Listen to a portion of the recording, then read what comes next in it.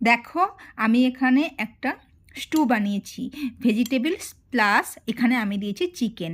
এই স্টুটার রেসিপি হচ্ছে, আমি প্রথমে তেলে কড়াইটা গরম করে একটু বাটার দিয়ে দিয়েছি, খুব সামান্য। তারপরে এখানে ফুলকপি, বিনস, ক্যাপসিকাম, চিকেন, টমেটো সব কিছু একসঙ্গে, আর এইগুলো হচ্ছে মটরশুঁটি। তোমাদের কাছে যা যা সবজি থাকবে, তোমরা ক্যাবেজও দিতে পারো, তো সব একসঙ্গে দিয়ে জাস্ট 10 সেকেন্ড মতন নেড়ে নিয়েছি। তারপরে আমি এটার মধ্যে জল ঢেলে, আর অল্প, খুব অল্প মুসুর ডাল দিয়েছি। তো এর মধ্যে জল ঢেলে দিয়ে তারপর মোটামুটি তোমরা কমিয়ে দিয়ে, গ্যাসের আঁচটাকে কমিয়ে দিয়ে সিদ্ধ করতে দেবে। নামানোর সময় হালকা গোলমরিচ ছড়িয়ে দেবে, যে যেমন ঝাল খাও। তো খেয়ে দেখো, এটা যারা রুগী তাদের পক্ষে খুব উপকারী। তো খেয়ে দেখো, খুব ভালো হবে জিনিসটা।